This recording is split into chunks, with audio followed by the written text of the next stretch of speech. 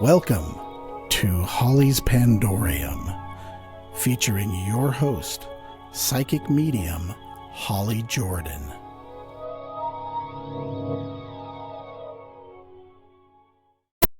Hi there, we're back. This is Holly of Holly's Pandorium, and I have my friend Jay here to chat with me today. How you doing, Jay? Doing wonderful. Happy Halloween. Thank you. Same to you. I understand we're gonna revisit the chair gripper. Oh yeah, the chair gripper. Awesome. I found out just recently, although we've known each other for decades. We met in yeah. Don't count. Put your fingers down. Uh, we met in high school, and uh, now I'm going to recall what I remember, and then you can correct me if I'm wrong. Okay. But I found you crying at school one day, and I said, "What is wrong?" And you said, "I broke up with my boyfriend." Mm-hmm. And I said, "Oh, that's terrible," or something similar. And you said, "Yeah, but the worst part is he's my ride to school." And I said, "Oh, well, then I can take care of that." And for a while, I was your ride to high school in the morning. Is that correct? Is that Yes, pretty that's accurate? exactly accurate. That's exactly what happened. Okay, good. My memory's not fading then. Nope, not yet. Yeah, not yet. But what I found out is I found out something recently about you that I never knew. And you want to tell the audience what that is? Yes, this is a story about when I met my first murderer as a teenager. And this Mm-hmm. this story is called the chair gripper for a reason because I hope you're comfortable, everybody. This is something that's probably going to set you back on your feet, as they say. I'm going to paint the scene really quick. California, 1970s, and beautiful sunny day. Absolutely beautiful. In the 1970s, there wasn't a lot of horror going on around. Horror and terror things were very limited, and my exposure to violence on television was equivalent to what I saw on Popeye and maybe Keystone Cop movies at a pizza parlor. It was very limited and narrow. As a 13-year-old, I was starting to really get a lot of psychic experiences that started happening, and I didn't know what they were. I just knew that something weird was going on, and I did get to share some of it with my mom from time to time because she was open to the conversation. Super helpful. But there were things that I didn't share with my mom or anyone else, even my dear friends like Jay, because it was too weird to think about, much less speak out loud. So I kept this Yeah, I story. had no clue. I Yeah, had no clue at all. right. As well, you wouldn't, because I was terrified to think about stuff, much less tell anybody. And it sounded crazy in my head, so why would on earth would I share it with someone and make it crazier by making it real out loud? So anyway, I'm in a car with my mom. She's driving. It's a green Ford Torino. I'm in the back seat, 13 years old. Perfectly sunny, awesome day. Nothing on my mind in particular. And just to give everyone a picture of what that means, no phone, no iPad, no nothing. So when you're in the back seat of a car in the 70s, that's all you're doing. You're in the back seat of a car. You're listening to the radio. If you're lucky, your mom lets you listen to a station you like, and that's AM FM radio. There's no satellite radio. There's not a lot of choices. And we're just kind of watching the surroundings and maybe talking, and we come to a stoplight. And I just get this spooky feeling. And when I say spooky, I mean, and everyone's had this from time to time in your life, where the hair goes up on the back of your neck and something doesn't feel right. You start to feel sick to your stomach. And I felt compelled to look to my left, and to my left, there was a light blue Chevy sedan, and I think it might have been a Skylark. And looking for similar body types online, I believe it was a Skylark. I could be wrong. And all I Well, could... being the car guy that I am, a Skylark is a Buick, not a Oh, Chevy, sorry. but Okay. they Good. do have, same body style. Okay, that's fair. So the view of this person that I saw was there was only one person in his car. It was a guy with short, dark hair. I could see that he had dark black glasses. He had a white short sleeve, from what I could tell, because his hands were on the steering wheel, and I didn't see any sleeve here, so just short sleeve, white collared shirt. And so I could only see, just part of him. I'm back here. Profile. Thank you. Okay. So I'm staring at this guy, and as soon as I look at him, I'm somewhere else.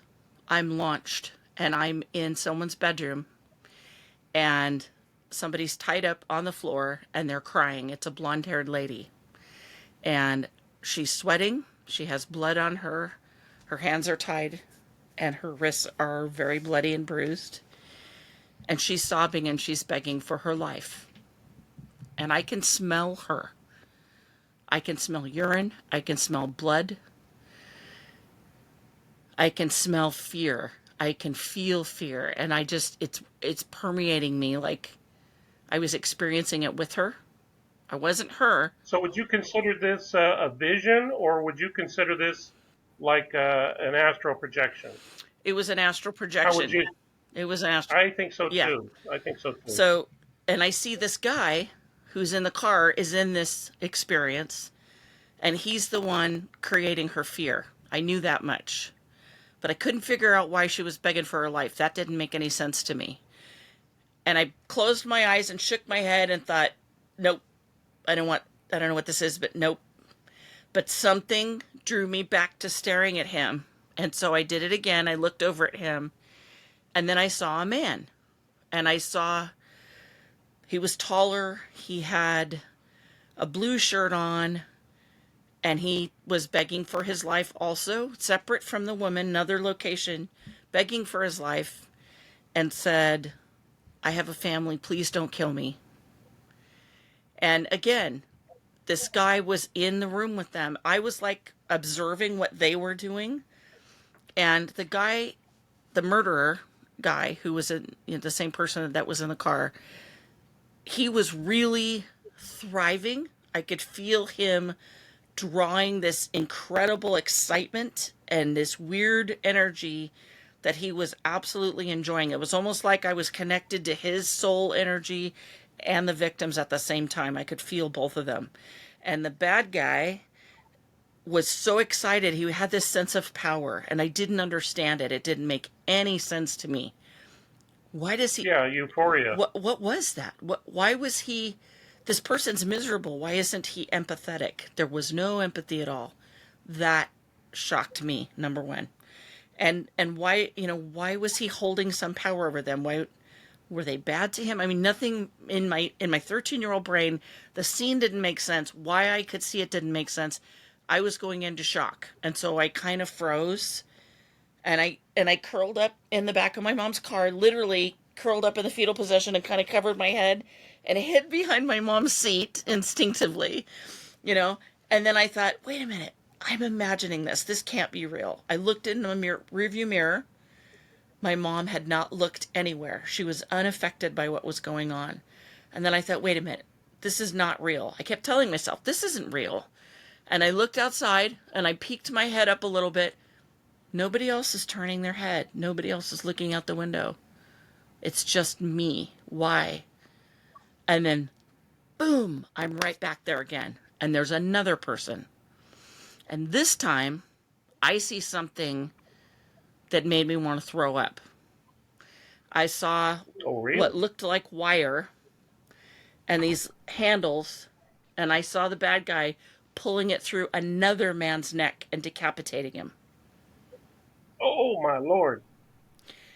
I saw the bone. I saw the nerves. I saw the blood. I saw some other fluid I didn't understand. It was incredibly graphic. I did not know at 13 years of age in the 70s that people cut each other's heads off for any reason. That was not in my vernacular. I had never been exposed to that.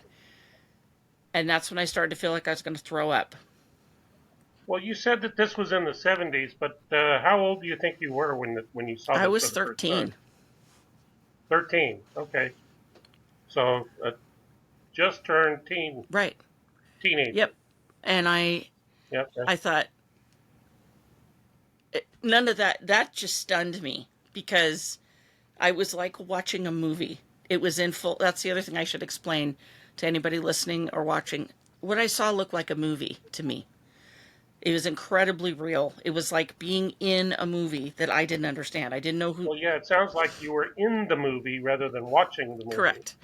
Yeah, But it was strange too that I could smell things because I didn't know. I right. learned later in life that they're psychic gifts, and since that time, I've learned that you can smell when someone's a smoker.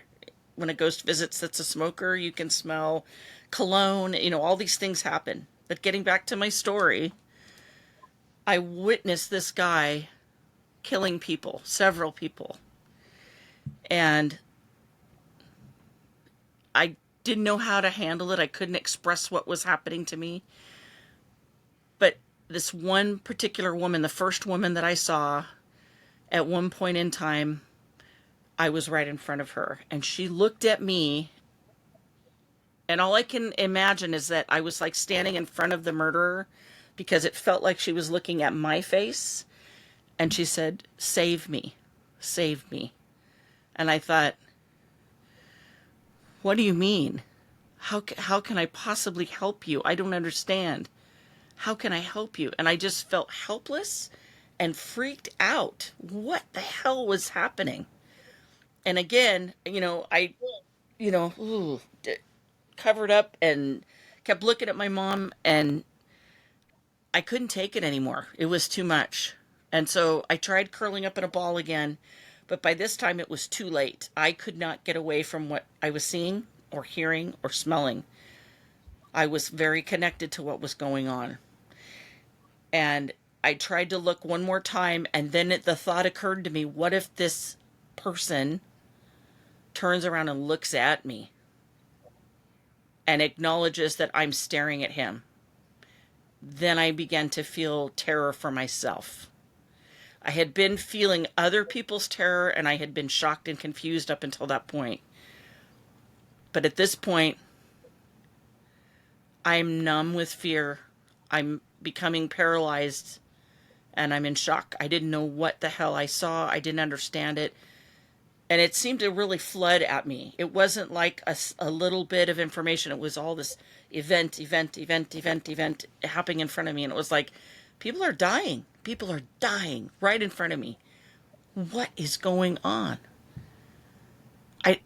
That's got to be quite overwhelming, especially for a first experience to be something Yeah, that horrific and that graphic. it scared the crap out of me. I mean, this took my being afraid of something in my closet as a 5-year-old to a whole new level. It was nothing I could have ever imagined. And being in a vehicle and seeing something right next to me in broad daylight, mind you.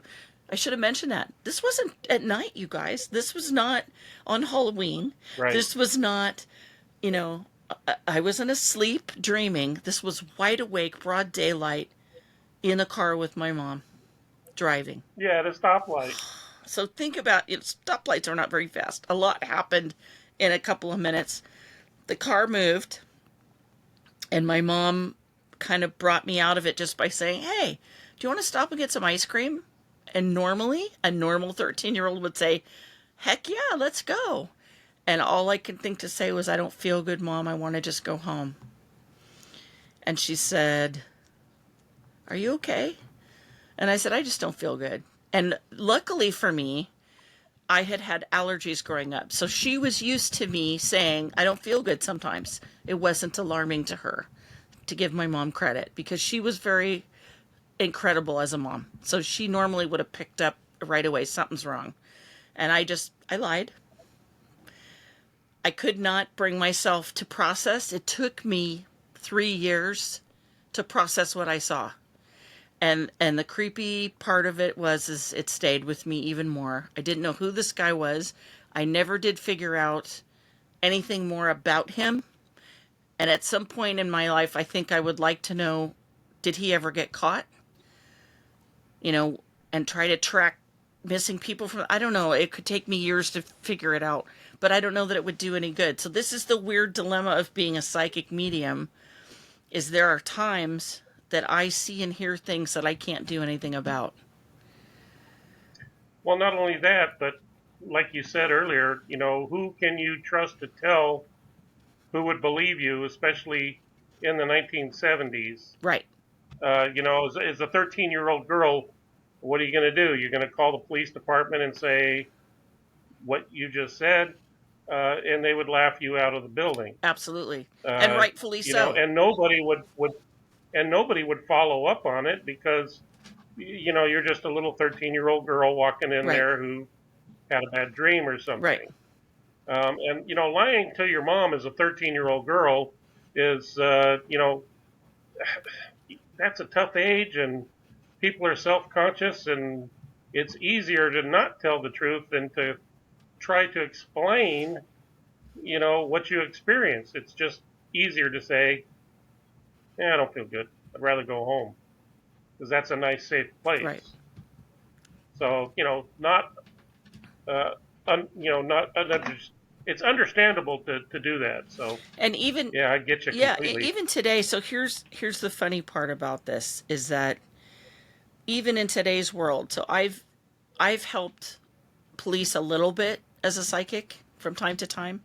I've had dear friends that helped police that are psychics for years, and I've had several people tell me, don't do it because it's taxing on your soul. It's taxing on your mind. There's things you cannot unsee.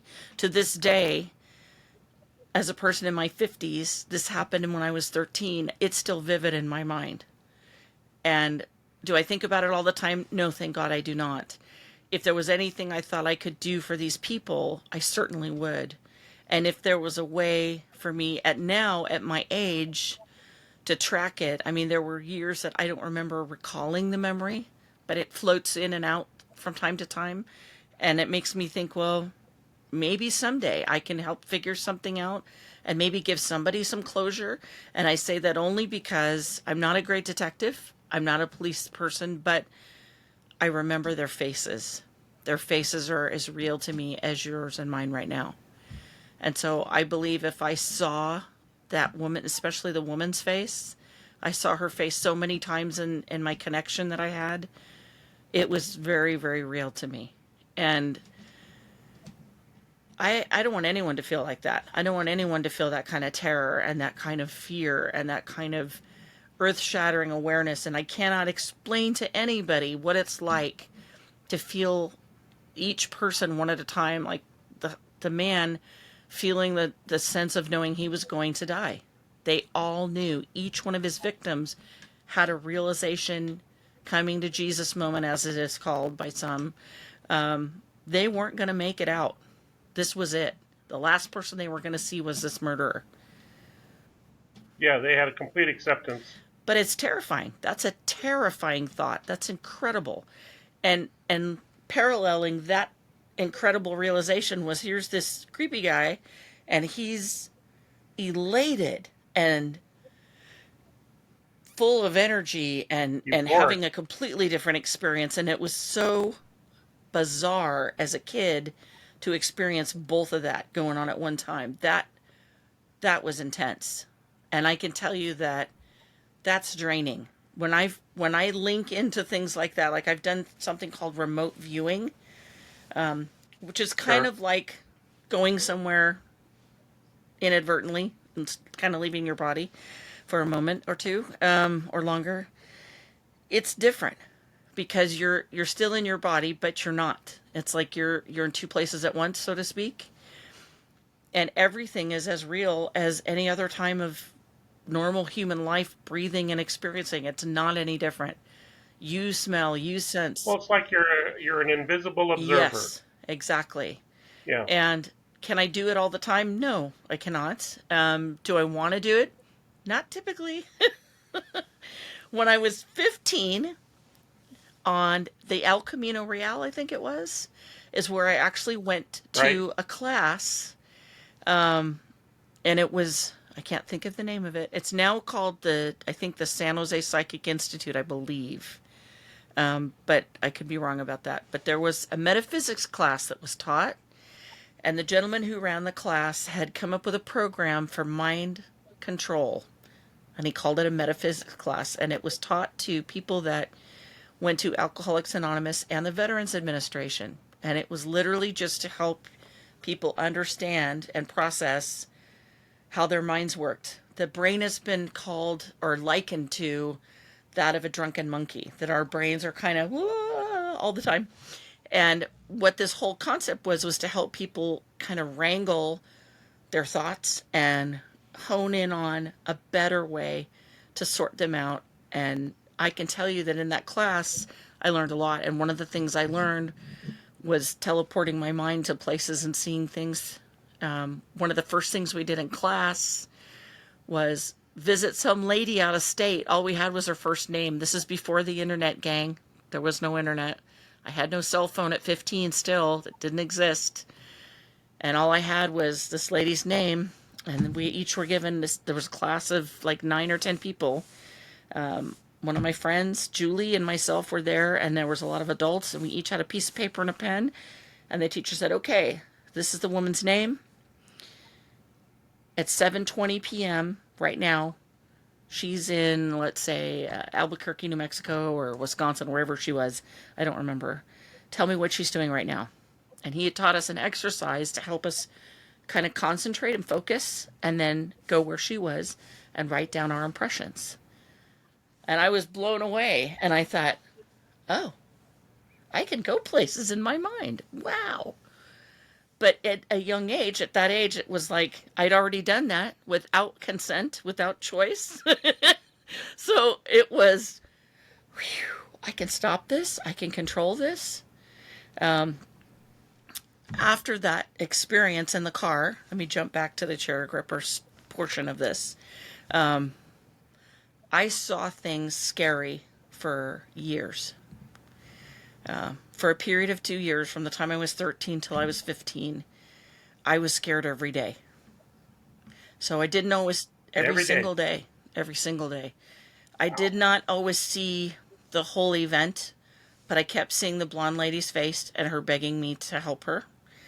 And then it was like every time I went in the shower, every time I closed my eyes, and I mean in the shower, imagine showering with your eyes open for 2 years. Ow.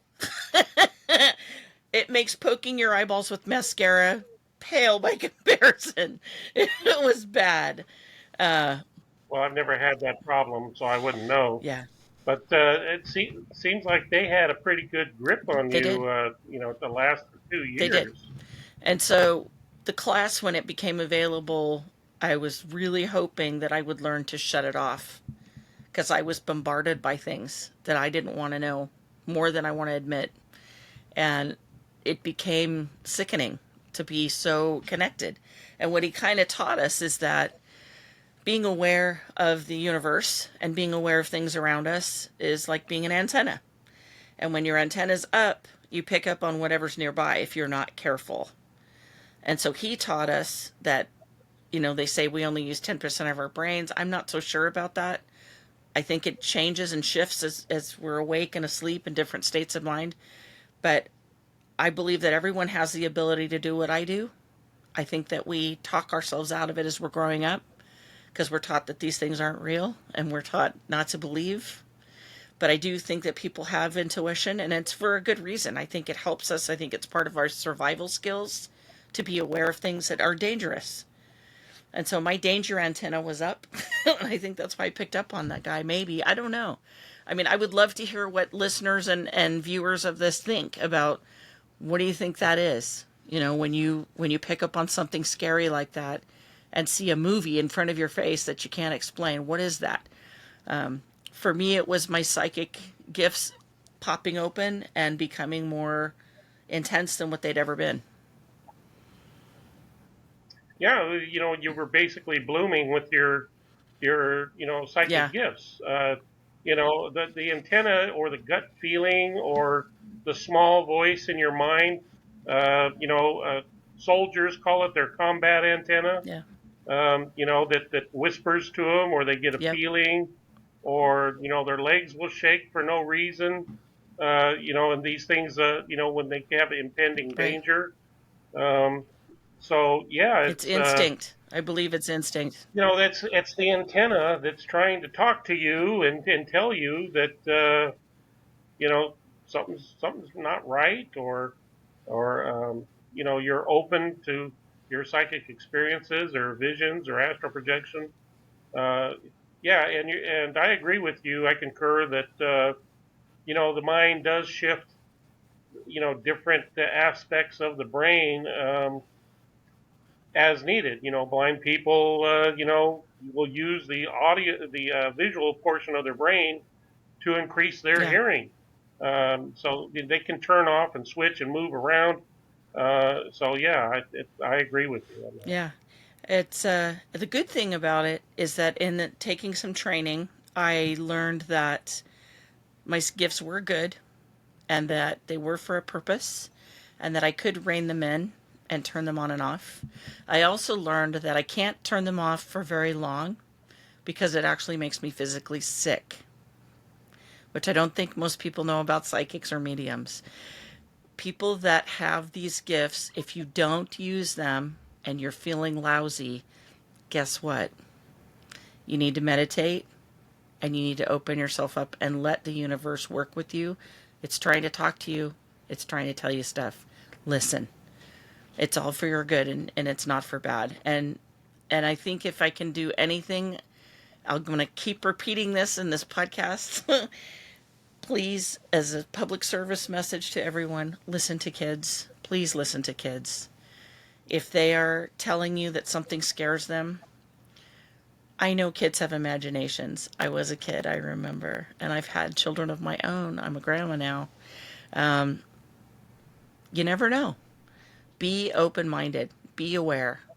There's things that kids are very open to that we tend to close our minds off to when we get older. And there might be something that you need to look into. Maybe there's something you need to be aware of.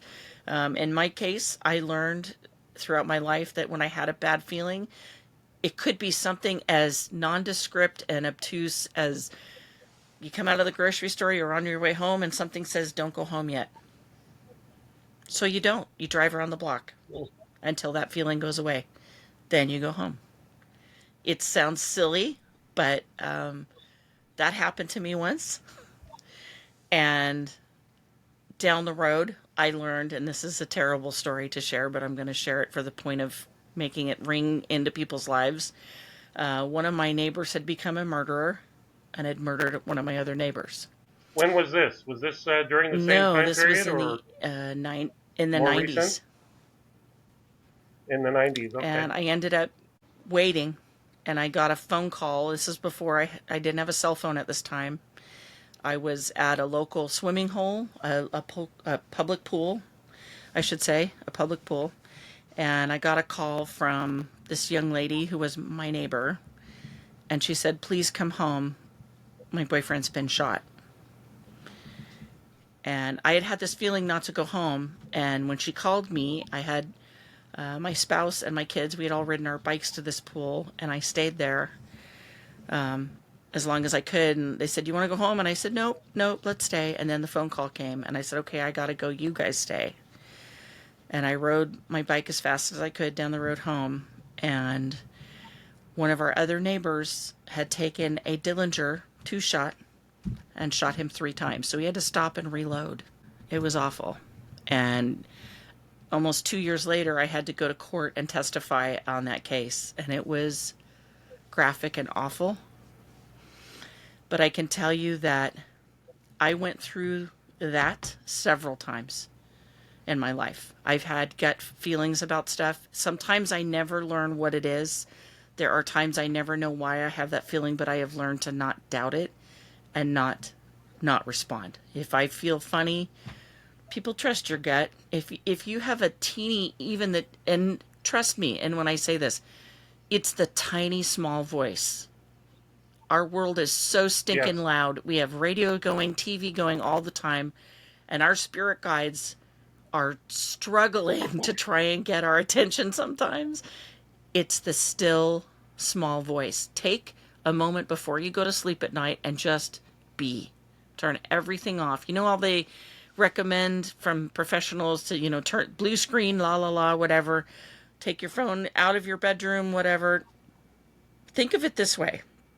If you spend 30 minutes at night before you go to sleep without any external stimuli, no TV, no radio, no phone, no nothing, then your spirit guides can talk to you.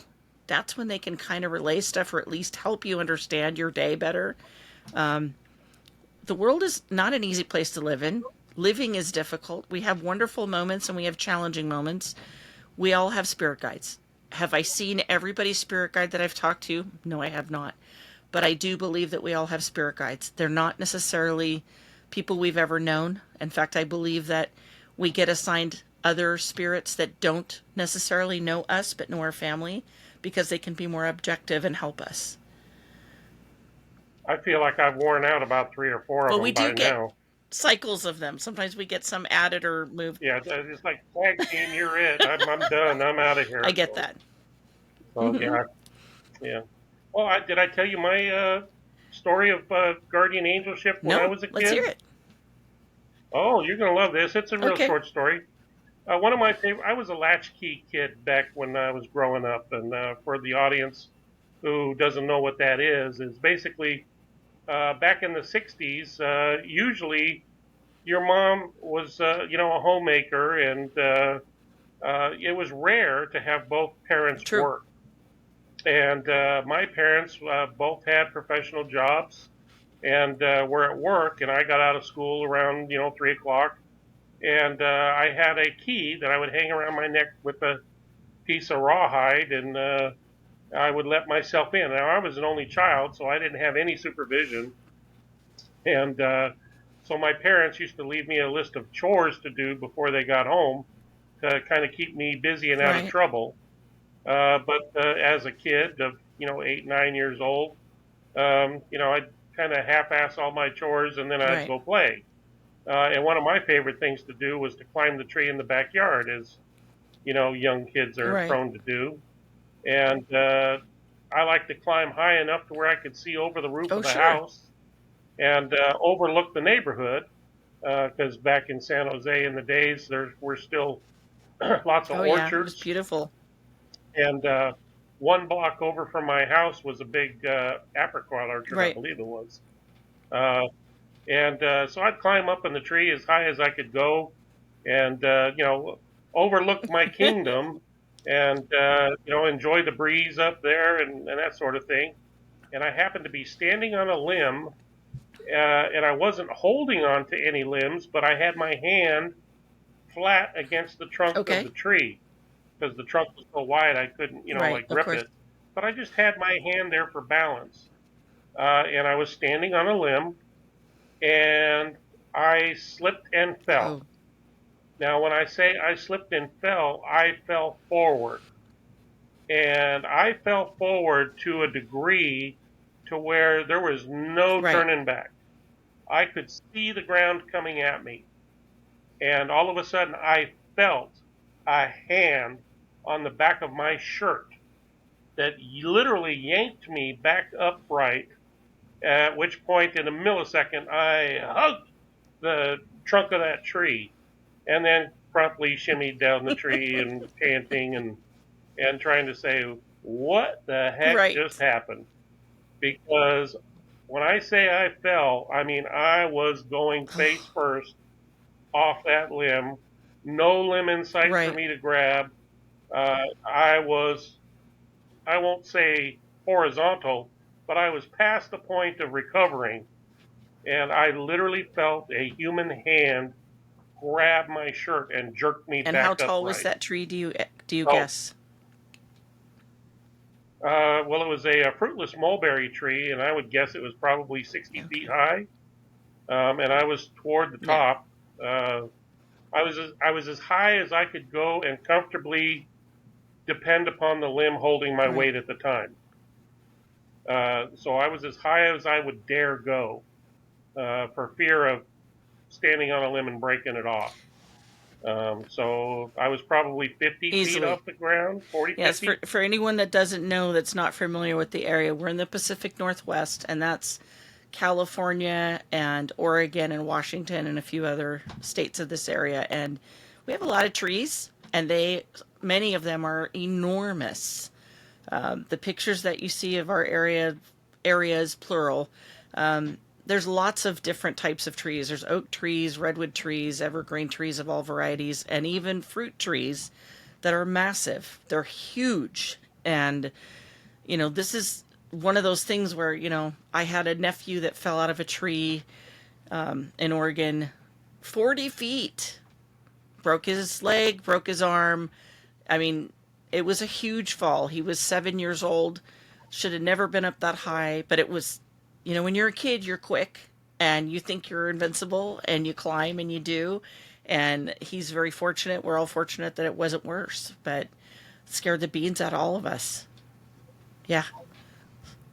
Yeah, and I have no explanation for it other than it was a guardian angel or guardian Something. spirit or Yes, whatever you want to call it. absolutely. But it was something beyond my control that brought me back to that Yeah. limb because there was. I thought for sure I was on my way down.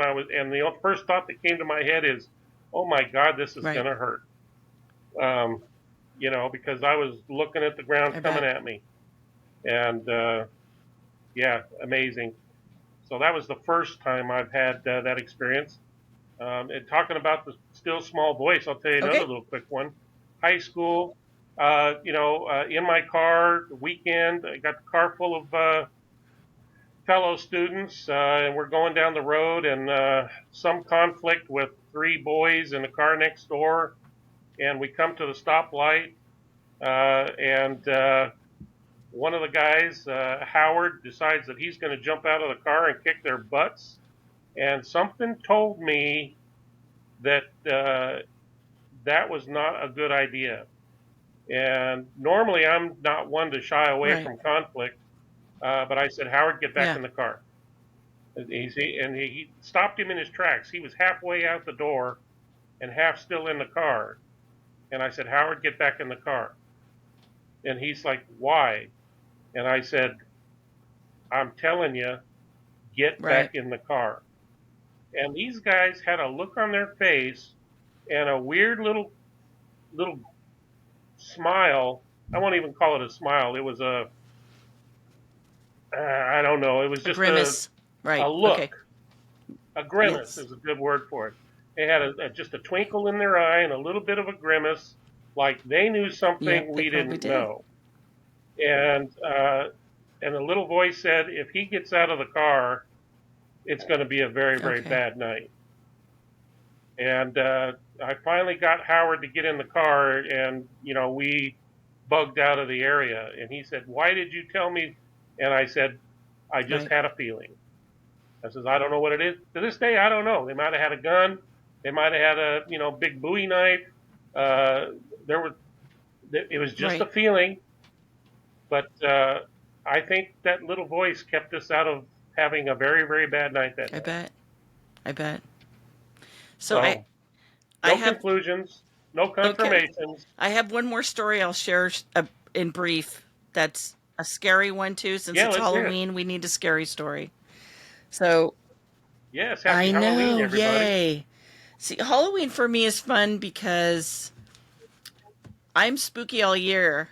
I have psychic, spooky, fun, magic stuff all year. And so this is my day to sit back and relax and have my hot cocoa and just let everybody else delve into the paranormal and have their fun.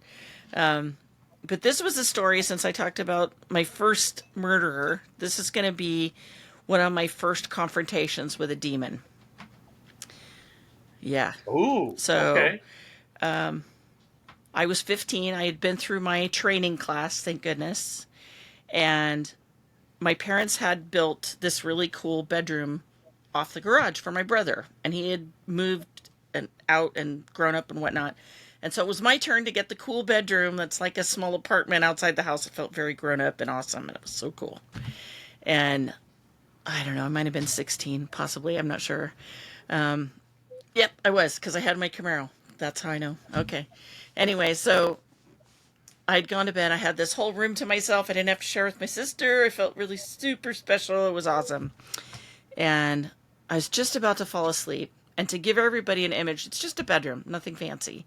But instead of a door, a regular bedroom door, it was a sliding glass door because it led to a patio that was behind my parents' home. So I could always see through these shears in this time. These were not heavy curtains. They were something that let light through. Okay.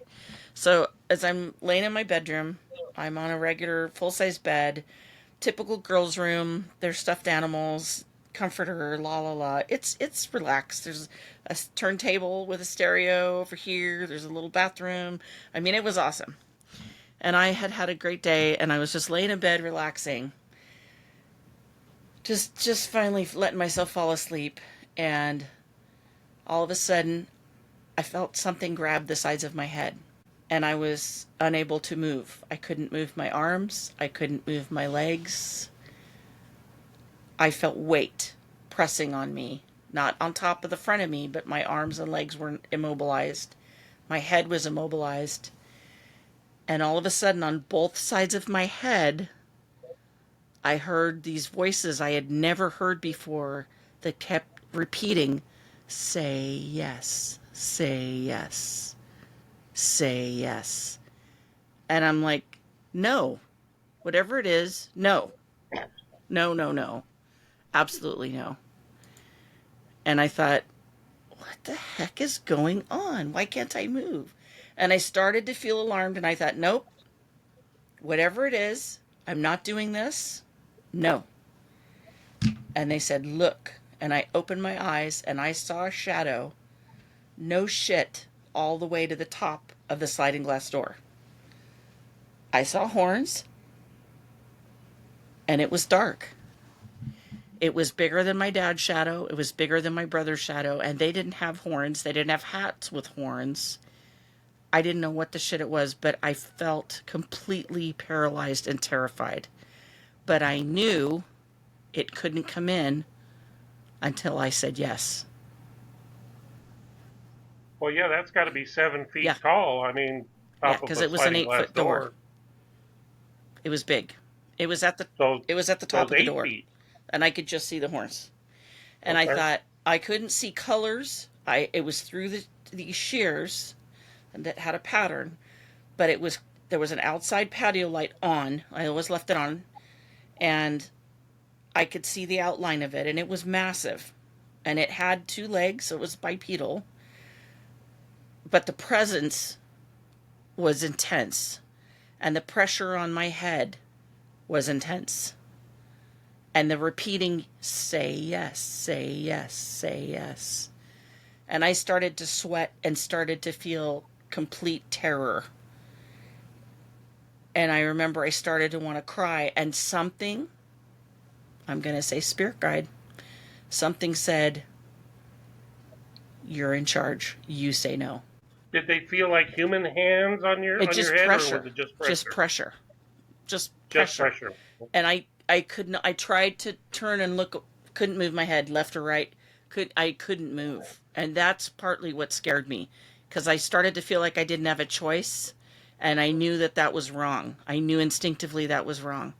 But the pressure and the intensity to me was more than real. And what the heck was that standing outside my door, and why was it so dark?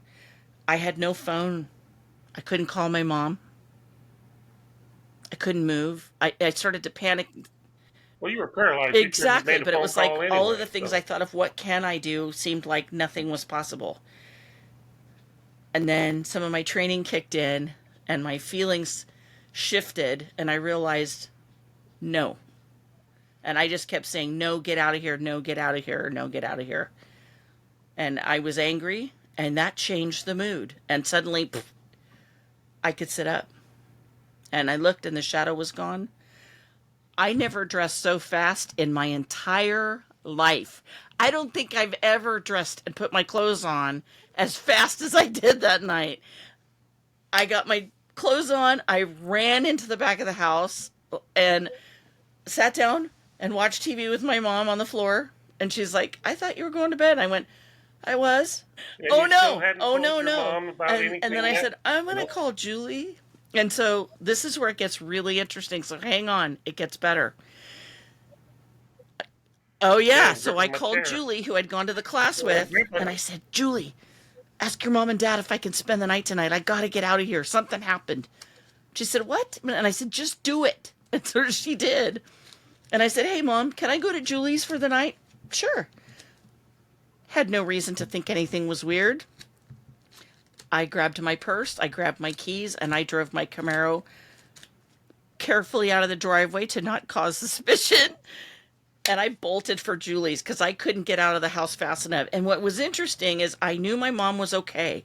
As soon as I got my foot inside my mom's house, I felt completely safe. So I knew mom was safe, but for some reason, something wanted my attention. So I thought, I got to get away from her, and I know they can help me. Julie and her parents can help me. I just knew it instinctively. We get to Julie's parents' house, and I'm not going to say too much about them because I shouldn't. I'm just going to say this. Julie's dad had his particular set of skills that I am not going to elaborate on right now, but he was able to trap this entity, and he brought it over to their house and put it in a spiritual cage. And he was so skilled, Jay and listeners, he was able to talk to the demon. But he cautioned me to never do what he did because it was a very specialized thing and I do not recommend it. I don't do it. I've been in this business forever.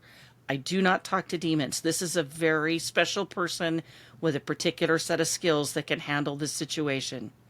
And he handled it beautifully. And what he was able to do is find out why it was there. Are you ready, campers? I'm ready. Because I was on my period. Ooh. Uh-huh. That was the attraction. They were going to try and impregnate me. I'll be darned. Now, was your being on your period a recent thing? I mean, it's right. No, I'm not a girl. I don't know when they come into season, but I didn't understand it all. But for some reason, the connection was something to do with impregnating me, and I don't believe it was necessarily with a baby, but I was weaker at that moment, being on my period. My guard was down, my energy level was down, and I was more vulnerable. That's the key. I was more vulnerable, and so that was why it was able to even approach me. So as I've learned, and the reason why I share this story in particular is because when you're sick, when you're tired, when you're frustrated, when you're mad, when you're sad, when you're upset, you are more vulnerable. You're not at your best. And those are the times when it's important to really pay attention and slow down and be careful about the choices that you make. It's hard to do, easy for me to say. I realize what I'm saying. But please, people, pay attention because when you're not at your best, you're vulnerable, and there are things that would love for us to create more havoc and more stress. Our world is full of animosity already and full of yucky things. We don't want to add to it. Count to 10, slow down, be careful, guard yourself, protect yourself, be aware of your surroundings at all times. So would you consider that an incubus Something or like a succubus? That. Something like that. Yeah, I don't remember the name of it, the terminology of it, but I actually got to see it. And it was terrifying. Again, I mean, I didn't see it from my bedroom. I saw a shadow. But when Julie's dad brought it to the house, she saw it, he saw it, and I saw it. We all three saw it. And it was terrifying. Wow. It was massive. It was this massive creature. And communicating with a creature like that is a very risky thing to begin with. And it has to be done very carefully. You have to very carefully word what you're asking. But they will only answer certain things. They don't have to volunteer any information. You must ask a question that they have to answer. And if you don't know how to do that, you're wasting your time and they're just going to confuse you. So I don't recommend doing that because as soon as you connect with them and start a conversation, they can get in your brain. So don't. Is my advice to people. Don't. Let an expert do it. Avoid. And number one, people need to know, most importantly, wherever you are, you have spiritual authority. Your car, your house, your people, whoever you live with, you have spiritual authority over them. So, for whatever it's worth, avoid things that tempt negativity to you at all costs. Please avoid negativity. Have your fun, do your silly stuff, but be careful. and check yourself. And when someone in your house is got low energy or is emotionally drained, do your best to protect them and help them to stay positive and stay focused on good things until they can get their energy back and support themselves better. I mean, it's intense. And when you're someone in my situation where I have an antenna out to the supernatural, I've got this big antenna that's picking up stuff all the time. We're called light workers or ghost workers or whatever you want to call it. I speak with the dead every day. I listen to things that happen around me all the time. I see things all the time. I have to be very careful because I can see things that I shouldn't. And I can be vulnerable to things that I shouldn't. So I have to guard my sleep. I have to guard my awake time. And I have to just be careful. I can tell you, though, this is kind of what I talked about in my last episode. If somebody hasn't listened to it, people say they like being scared because the adrenaline from being startled is mimicking the adrenaline to being really excited and happy. But as my friend Nathaniel says, and I agree, actually being terrified is nothing like the fun scared. It's nothing like it. And if anybody's ever been terrified, you don't want to be scared again. It's not fun. Definitely not. Yeah, I agree. I've been terrified one time. Well, it's kind of Yes. interesting since it's Halloween. When I was a kid, living in San Jose, I used to ride my bicycle to the Winchester Oh, Mystery yeah. House with my friends after we got through trick or treating. And I knew how to get into the house through a Dutch Ooh. door off of the kitchen. So they had locked the top, and the bottom was not latched Okay. to the top. So if you could defeat the lock on the bottom, you could go underneath boy. the top of the door, which is what we did.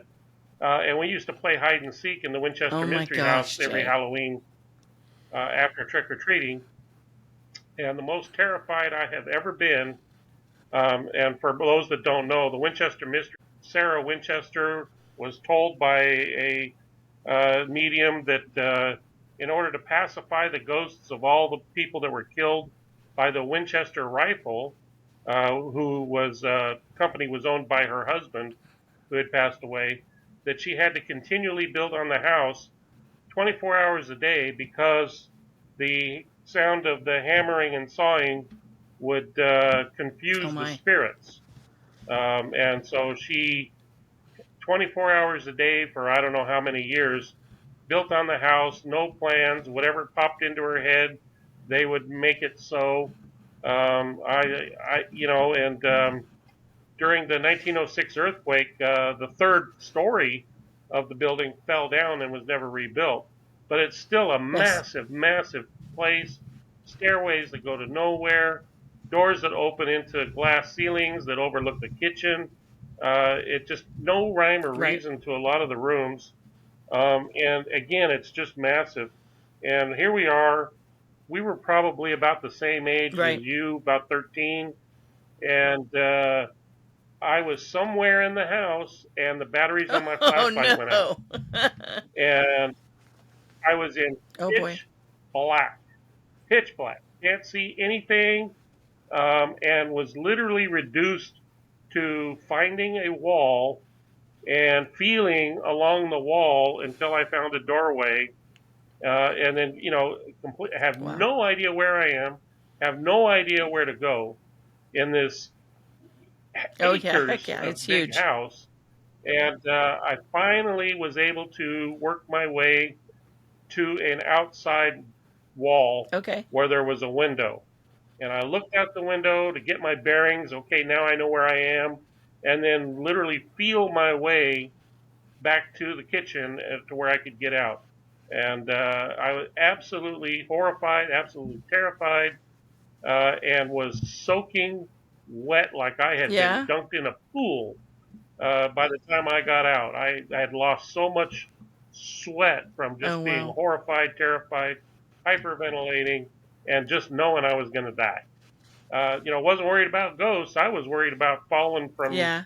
a height, or falling on something or injuring myself. Yeah, that's the only time that I have absolutely been horribly terrified and could do nothing about it except work my way Yeah, for hand by anybody hand. listening So or watching, yeah, just happened to be please look up the Halloween. So there's Winchester a Mystery Halloween House and story check for it you. out because you'll understand what he's talking about. This isn't a normal house with regular walkways and rooms by any means. Things are very obscured, and it's not like any other house you'd ever see. I get why you were scared.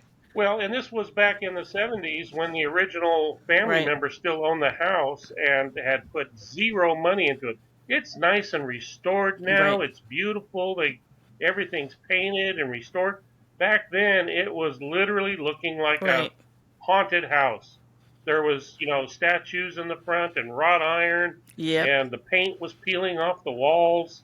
It was absolutely It was very dilapidated creepy looking on the in the outside for 70s. years. I remember. Yep.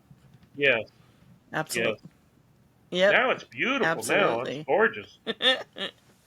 Well, thank you, Jay. I appreciate you sitting here and listening to my story and letting me share it with everybody. It's not one I share very often because it's pretty spooky and it's pretty icky because I go through it again. I relive some of what happened. And I only do this because people need to know that stuff happens that we can't explain. And we need to be able to talk about it.